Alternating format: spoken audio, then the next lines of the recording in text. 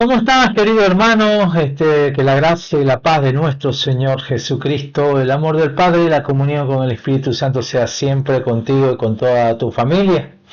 Hoy vamos a dar inicio al episodio número 10 de esta materia de grupos de oraciones y ministerios y comunidades carismáticas, ¿no? Hoy vamos a inmiscuirnos en todo lo que son los orígenes o el origen de todo ministerio. Y es que en este tercer módulo estamos poniendo todos los fundamentos básicos y primarios de lo que constituyen en sí los ministerios dentro de la iglesia. En la clase anterior, por supuesto, hemos hablado sobre la definición de lo que es ministerio, ¿no? Hemos partido de los conceptos de lo que son los talentos, de lo que son los dones, de lo que son los carismas, y ahora estamos ya profundizando en lo que son los ministerios.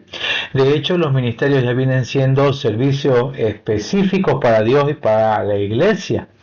O sea, son misiones claras, puntuales, dentro del cuerpo de Cristo, que ha sido dado a través de los talentos, de los dones y de los carismas que el Espíritu Santo ha provisto a cada creyente. Entonces ahora vamos a analizar un poquito y vamos a profundizar sobre lo que son los orígenes o de dónde se originan los ministerios dentro de la iglesia. Entonces, es muy importante partir de esta premisa, ¿no? Ningún ministerio existe y subsiste si es que estos no están ligados y unidos dentro de lo que es la misión y la visión de la iglesia, ¿no? Ya sabemos que la misión es una sola en la iglesia, ¿no? Y eso lo hemos profundizado en la liturgia del Evangelio del último domingo del tiempo de Pascua, antes de llegar al Pentecostés, donde hablaba en el final del Evangelio de Mateo la misión de Jesús, ¿no? La misión es muy puntual, ¿no? Bautizo en la Santísima Trinidad, el discipulado en las enseñanzas de Cristo, pero sobre todo esto conlleva a que hay que hacer discípulos y seguidores de Jesús a todas las naciones. Esa es la misión única que tenemos. Ahora, cada comunidad eclesial o grupo eclesial tiene una visión de cómo se ve haciendo el cumplimiento de la misión a través de los llamados que han tenido cada miembro, a través de cómo han visualizado según los carismas y dones que hayan recibido, para que a partir de ahí eso lo plasmen en acciones concretas que hagan el cumplimiento de la misión, ¿no? Entonces, a eso ese servicio que se va a brindar o se va a brindar dentro de la comunidad según la visión, tiene que estar fielmente integrado a los ministerios, ¿no? Entonces los ministerios todos, cualquiera sea dentro de la comunidad eclesial, tiene que estar unido a esta misión y a la visión de la iglesia en sí. Hemos dicho continuamente que no somos isla, ningún ministerio es isla, y mucho menos también ningún creyente puede vivir la vida cristiana o su espiritualidad cristiana solo. Entonces todos tienen que formar parte, y eso lo hacemos referencia porque efectivamente, como hemos hablado, existen ministerios que pululan dentro de la ciudad y de las cuales no tienen ninguna sujeción, ninguna cohesión ni unión con la iglesia.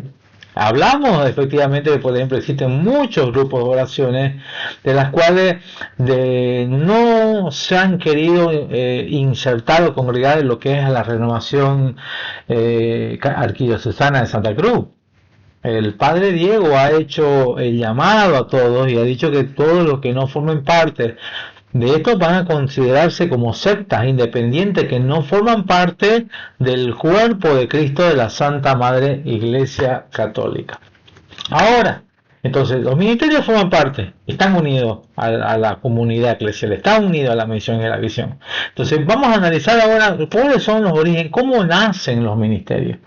Vamos a ver desde el punto de vista de la definición, pero también vamos a ver cómo fueron la creación de los ministerios en el inicio de la iglesia, y también cómo hoy en la actualidad nacen y brotan los ministerios dentro de nuestras comunidades eclesiales. Entonces, dentro de la vida de la iglesia que nace de Pentecostés, ¿no? Los ministerios no nacen simplemente como asignaciones, como funciones específicas humanas que han sido organizadas administrativamente, ¿no? Sino que todo ministerio, lo volvemos a repetir, siempre ha tenido y ha sido una respuesta del Espíritu Santo a las necesidades de las comunidades eclesiales, al pueblo de Dios. Entonces, el pueblo de Dios tiene necesidades y esas necesidades son provistas y dadas por el Espíritu Santo. Entonces, a partir de esa manifestación del Espíritu Santo es lo que comienzan a emerger los ministerios, ¿no? Cuando nace la iglesia en Pentecostés, y eso lo vemos reflejado en el libro de los Hechos de los Apóstoles, Cristo quiso que su cuerpo siempre tuviera una jerarquía, una organización, una gobernancia, que esté, por supuesto, animada por los diversos servicios, dones y responsabilidades que se tengan. Entonces, por ello, todos los ministerios que nacen dentro de la iglesia tienen un origen primario, porque es cristológico. ¿Por qué? Porque nacen de Cristo. Cristo provee a través del Espíritu Santo los ministerios en función a las necesidades que tengan el pueblo de Dios, ¿no? El origen también es, por supuesto, neumatológico, o sea, son impulsados. Nacen de Cristo, pero son impulsados y le da la fuerza de su nacimiento, creación y sostenibilidad por el Espíritu Santo. También, por supuesto, toda esa manifestación mística que nos da la Trinidad se manifiesta de manera visible a través de la iglesia. El origen es eclesial dentro de la iglesia porque están llamados para el crecimiento y la edificación del cuerpo de Cristo y de la iglesia. Y también, por supuesto, que es misionero, ¿no? Porque siempre está buscando y se pone como medio todas las acciones que tienen los ministerios para la evangelización y el servicio del cuerpo de Cristo, ¿no? Entonces, el origen central de los ministerios, por supuesto, nace del ministerio que le fue dado y concebido y nacido de él mismo en Cristo, ¿no? Cristo tuvo su ministerio. El ministerio comienza a ejecutarse a partir de su bautizo en el río Jordán, cuando en ese momento se manifiesta la Santísima Trinidad en su presencia.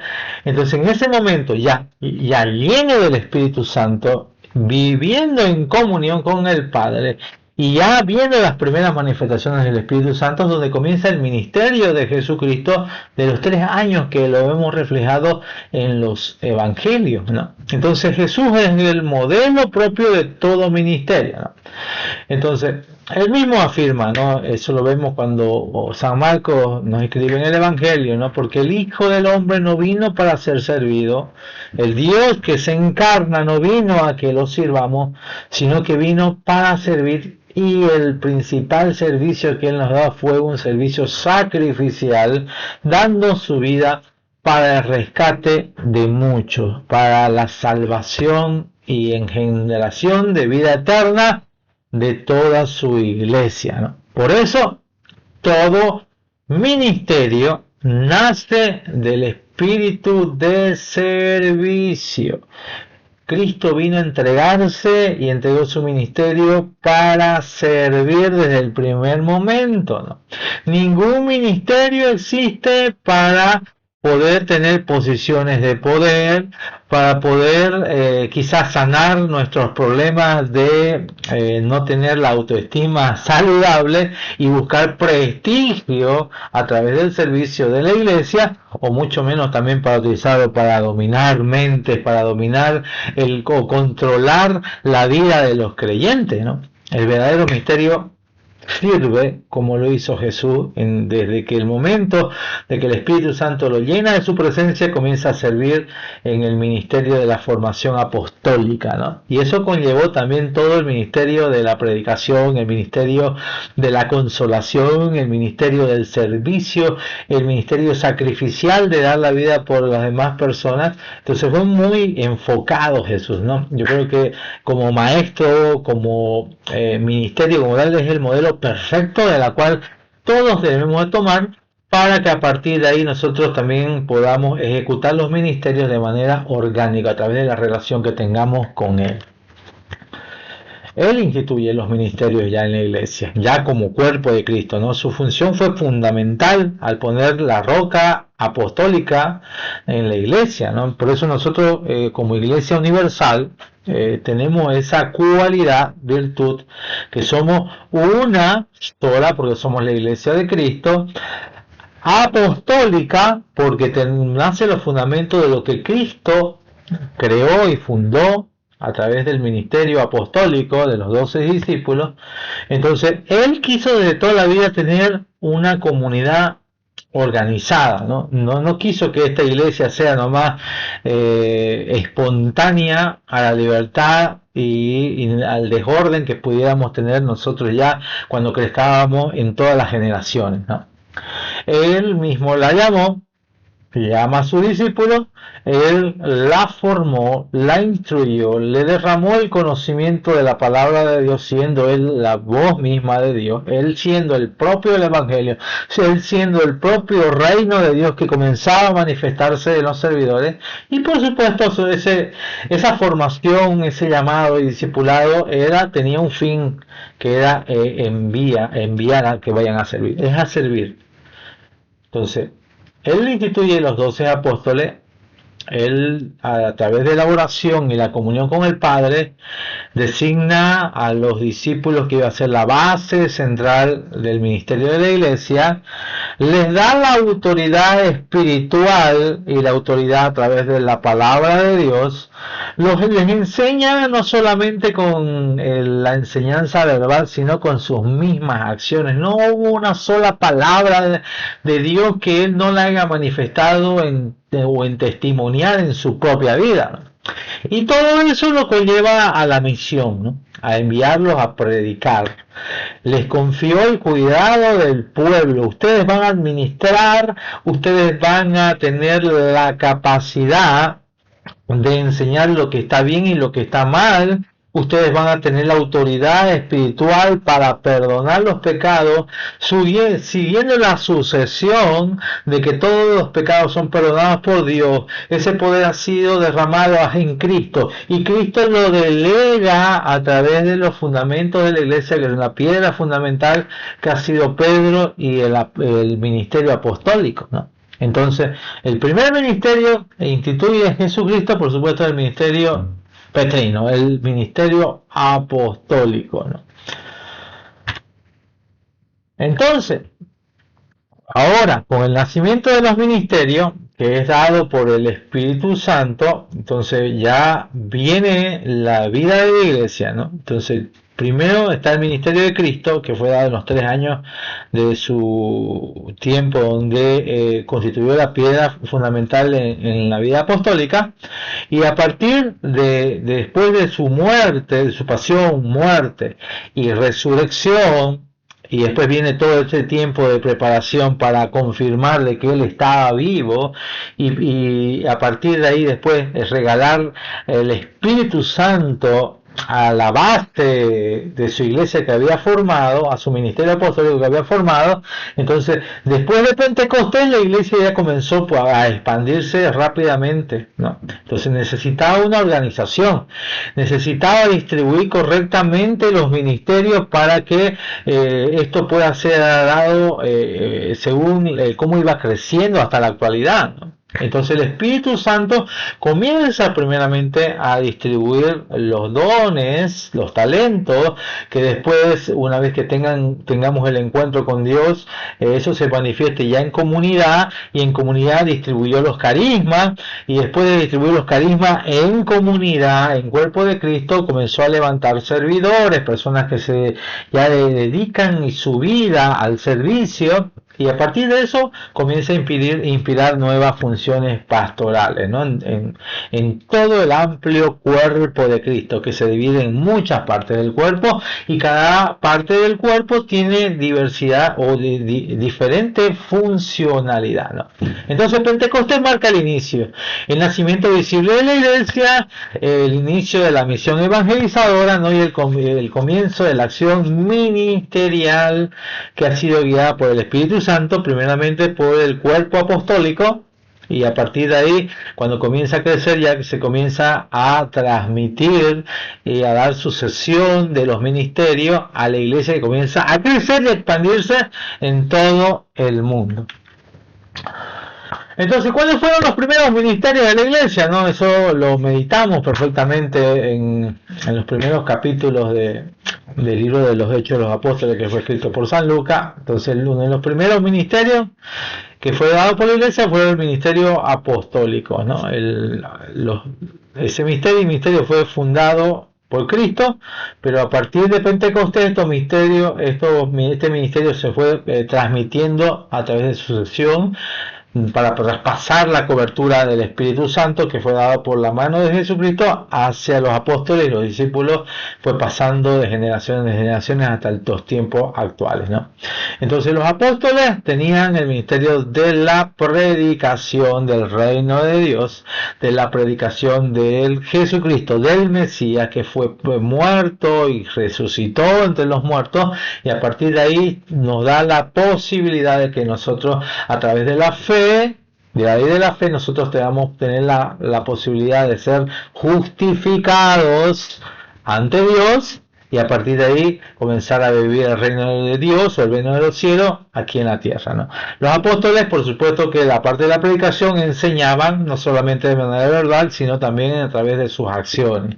Tenían también la función de la gobernanza. La gobernanza es algo primario dentro del orden, del ministerio del orden, porque a través de la gobernanza se podía administrar los carismas, los dones en ministerios que eso permitían el crecimiento organizado de la iglesia naciente, ¿no?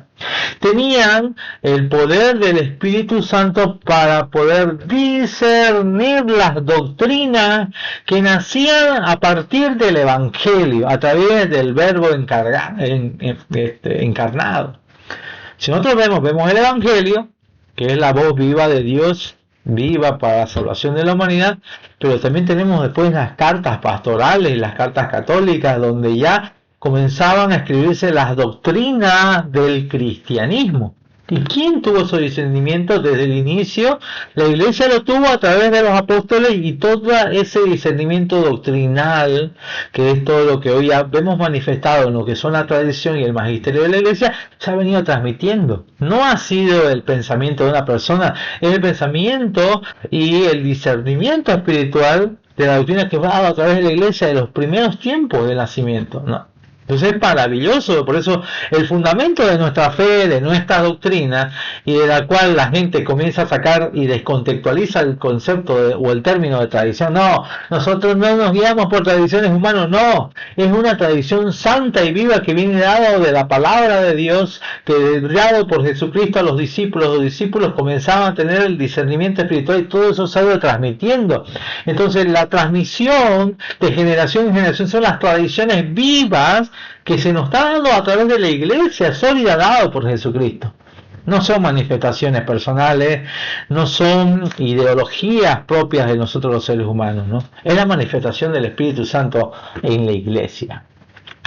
El segundo ministerio que vemos también en los hechos es el ministerio diaconal, ¿no? Eso lo hemos analizado también en la liturgia anterior, cuando los discípulos necesitaban ya comenzar a través del discernimiento del Espíritu Santo, crear nuevos ministerios para la atención completa de la iglesia. Ahí es donde vemos que los griegos comenzaron a reclamar que el servicio del Cáritas, el servicio de la ayuda de las viudas, estaba descuidado. Entonces, ¿qué pasó? Los discípulos, los apóstoles, discernieron y dijeron: no, necesitamos nosotros confiar otros nuevos ministerios a personas piadosas, a personas llenas del Espíritu Santo, a personas que tengan el conocimiento de la palabra de Dios, para que a partir de ahí ellos puedan llevar el ministerio de la caridad, el ministerio de la atención de las viudas, de los necesitados. Y aquí hay un punto muy importante.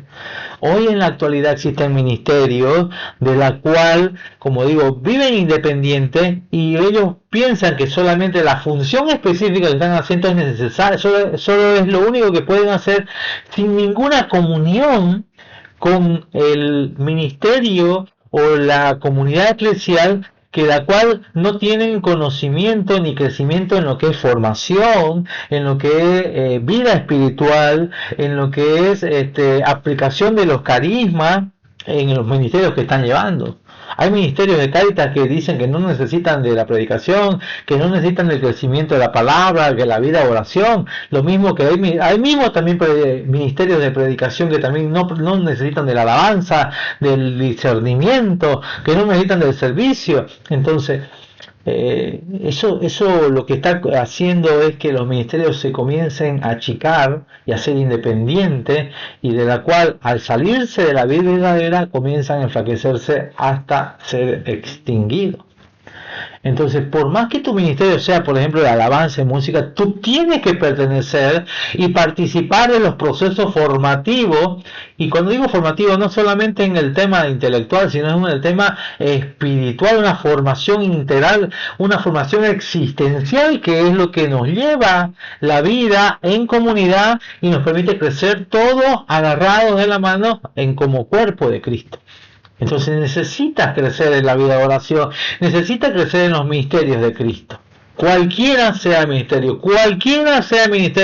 por más que sea de bienvenida o ministerios de administración, todos tienen que estar llenos del Espíritu Santo, todos tienen que tener el conocimiento de Cristo, todos tienen que tener la conexión y vínculo afectivo y espiritual dentro del cuerpo de Cristo. Entonces, el ministerio diaconal surge de esa manera, ¿no? Surgen nuevas necesidades sociales, la iglesia con discernimiento crea nuevos servicios, ¿no? Los 7 diáconos fueron elegidos ¿para qué cosa? El libro de los Hechos de los Apóstoles, para atender a las viudas, organizar la ayuda y colaborar a los apóstoles. Aquí aparece el origen del ministerio diaconal, ¿no? ¿Cuál sería entonces, si estamos hablando que los ministerios ya son acciones específicas dado para el servicio dentro de la iglesia, cuál sería la relación que hay entre los carismas, que es lo que conocemos actualmente, y los ministerios, ¿no?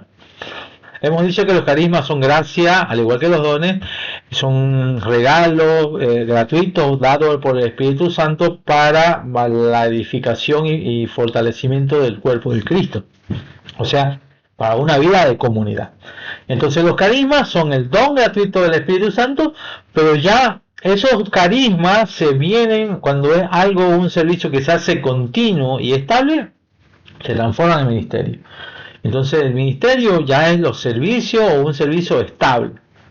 En cambio, los carismas también pueden manifestarse de una manera ocasional, ¿no? Estamos en oración, por ejemplo, dentro de la comunidad, estamos clamando la presencia de Dios y Dios en ese momento manifiesta a través de la profecía, ¿no? En ese momento a un hermano le despierta el carisma de la profecía, y a través de la profecía hay manifestaciones para el crecimiento de la comunidad. En cambio, el ministerio tiene que ser un carisma que se hace continuo, que se hace ya manifestable, de la cual Dios ha dado para que ese servicio sea continuo, ¿no? Los carismas se aplican de manera personal para la comunidad, claro que sí. En cambio, el ministerio también tiene que tener un reconocimiento eclesial, eso es primario. La iglesia es el que discierne para reconocer exactamente el nacimiento y la continuidad de los ministerios, ¿no? Los carismas, como he dicho, es para el crecimiento, para que se fortalezca, para que mantenga la unidad en el cuerpo de Cristo, y los ministerios buscan servir siempre dentro del cuerpo de Cristo, pero de una manera organizada.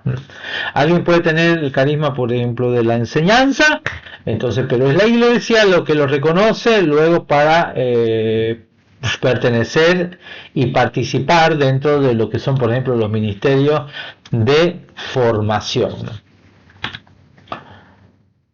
Ahora, entonces, ¿cómo sería el proceso natural y orgánico de cómo se forma desde un carisma a un ministerio, ¿no? Entonces, un carisma se convierte en ministerio ¿cuándo?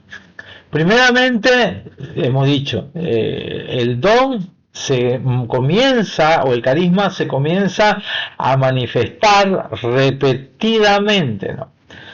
La persona tiene un llamado por Dios. Dios provee talento, Dios le provee dones espirituales que lo fortalecen, lo edifican, le dan la convicción para que Él se una al cuerpo de Cristo.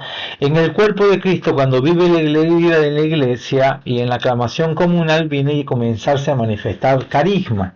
Primeramente de manera esporádica, no puntual, específica, en tiempos específicos.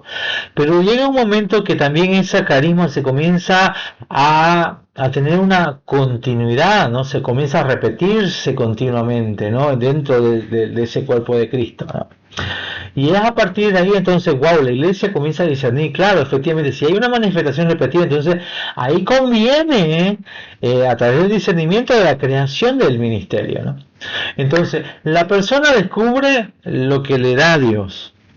Y a partir de ahí eso se comienza a manifestar frecuente y fecundamente dentro de la comunidad eclesial, y eso al ser reconocido por la iglesia, entonces a partir de ahí ese carisma que fue ocasional se comienza a transformar repetidamente, y eso ya pasa a una asignación específica, a un servicio específico, ¿no? Alguien tiene, por ejemplo, facilidad espiritual para enseñar, y las personas crecen en la fe al escucharlo, entonces a partir de ahí la iglesia discierne que esa persona o ese grupo de hermanos tienen el ok del Espíritu Santo para la apertura de ministerios de catequesis, ministerios de predicación o ministerios de enseñanza, ¿no? Otro punto.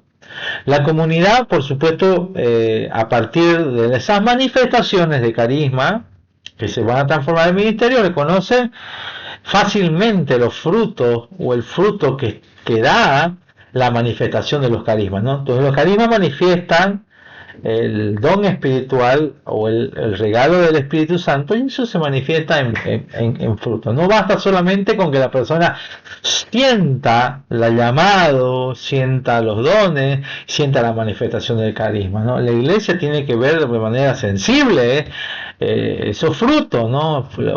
Como por ejemplo los frutos espirituales. Se denota nuevamente la humildad que va floreciendo en la manifestación de esos carismas, porque cada vez las personas se sienten necesitados de la presencia de Dios. Tenemos mucha más conciencia de nuestra iniquidad, de nuestra impureza, nos hace humilde ante la presencia de Dios, y la humildad te lleva a una obediencia perfecta, una obediencia como resultado de tu comunión y de dejarse manifestar la manifestación del Espíritu Santo junto contigo y junto a tu comunidad. Te hace obediente a tus líderes, a tus pastores, en tu familia, en tu trabajo, ¿no? Eso permite que el cuerpo de Cristo comience a crecer, ¿no? Porque qué maravilloso, cuando los carismas se manifiestan en la iglesia, hay crecimiento espiritual, y no es porque la gente sea amante de los milagros y solamente busca milagros, ¿no? Porque en realidad el milagro principal dentro de la manifestación del Espíritu Santo es la conversión, el cambio de la existencia de todos los creyentes, ¿no? Y por supuesto, te lleva a tener templanza y perseverancia. A partir de ahí, ¿cómo reconocemos? Cuando hay manifestaciones de los carismas repetidamente y la comunidad reconoce esos frutos, hay perseverancia. Hay momentos de crisis, hay momentos de tensión, hay momentos de dificultad, de angustia, pero la comunidad permanece. Y fielmente en el servicio en el que ha sido asignado, y también fielmente en su amor y su pasión por buscar el amor a Cristo, el amor a Dios, el amor, y a vivir la experiencia del Espíritu Santo. Entonces la comunidad reconoce ese fruto, ¿no? Entonces es algo visible, ¿no? Otro como vemos y como diferenciamos que un carisma se transforma ya en ministerio, no es que el servicio se vuelve, por supuesto, estable, ¿no? Ahí tenemos hermanos crecidísimos en la fe que su manifestación dentro de la iglesia en los carismas es continuo y es estable, ¿no? Vemos hermanos que tienen el don de sanidad, por ejemplo, que a partir de la manifestación del Espíritu Santo en la sanidad hay muchas personas que se encuentran con Dios, ese punto de inflexión. La mayoría hemos tenido el encuentro con Dios o el momento del bautizo en el Espíritu cuando hemos recibido esa gracia preciosa, porque la gracia de la sanación no es que me sano y vuelvo a mi vida normal. ¿Quién sería capaz de recibir un milagro maravilloso, tangible de Dios y a partir de ahí después se aleje de Dios? Bueno, sí, por decisión lo podemos hacer, pero mayormente la gracia real de una manifestación de sanidad siempre va acompañada de la conversión. Cuando la gracia solamente se manifiesta en el milagro y después no inmiscuye dentro de la iglesia, quizás no vino como un carisma real del Espíritu Santo, ¿no? Eso también tiene que verse en el discernimiento, ¿no? Entonces el carisma deja de ser algo ocasional y pasa a ejercerse ya de manera regular, ¿no? Alguien que ocasionalmente, por ejemplo, anima cantos, luego comienza a servir constantemente, se forma, coordina, acompaña a otro, entonces a partir de ese punto es lo que comienzan a nacer los ministerios, ¿no? La iglesia lo discierne y lo envía, no siempre, no es que ni lo define uno ni el otro. Claro que al fin y al cabo el que da la aceptación o la cobertura espiritual siempre ha sido la iglesia, pero parte del llamado, parte de la manifestación del hermano, y después la iglesia también lo discierne, se manifiesta de manera visible y a partir de ahí ya comienza a ejercer el ministerio dado por la iglesia, ¿no? En la espiritualidad que nosotros llevamos, ningún ministerio auténtico es totalmente aislado, no existe, no hay la posibilidad de que nosotros los católicos podamos vivir una vida ministerial solos. Y es lo que decíamos el otro día, tenemos conocimiento, vemos hermanos que solo están predicando de comunidad, a otro le invitan, pero él no tiene una identidad en alguna comunidad, una sujeción hacia una comunidad eclesial. Entonces tenemos que discernir también ese sentido, ¿no? Nadie puede vivir aislado, ¿no? Por más talento. Y eso es una de las cosas que nos ha dado una remozón interior cuando hemos dicho que nosotros los cristianos tenemos esa facilidad de ser impostores, podemos tener buena oratoria, un poco conocimiento, podemos tener buena voz, lo que sea, y podemos fingir una vida espiritual en los stages de nuestros grupos de oración, pero eso tarde o temprano se desenmascara. Eso nos lleva a ser impostores de los servicios y por eso hay muchos ministerios que pueden hacer muy armoniosamente, se ve que hay crecimiento, pero después se apagan y desaparecen. ¿Por qué? Porque han sido solamente manifestaciones humanas y no han sido guiados por el Espíritu, no han nacido por el Espíritu Santo, no hay una vida coherente del Espíritu Santo y eso no siempre nos lleva al aislamiento, a separarnos, a la división, a los cismas dentro de la iglesia, si no lo hemos vivido nosotros. La comunidad y nuestros pastores son los que disciernen, acompañan, bendicen y nos envían. Hemos dicho, la iglesia no nos priva de predicar. Lo que la iglesia quiere es que nosotros vivamos con la guía, el discernimiento de nuestros pastores, de nuestros líderes, que a partir de ahí nosotros, en esa unidad, los ministerios fluyen, el Espíritu Santo fluye. A partir de esto, nosotros, por ejemplo, los carismáticos, ya nacen los ministerios de la intercesión, el ministerio de la imposición de manos, el reconocimiento pastoral, ¿no? ¿Por qué? Porque hay comunión con la iglesia, hay comunión con el cuerpo de Cristo, hay comunión con el plan pastoral arquidiocesano, en todo sentido.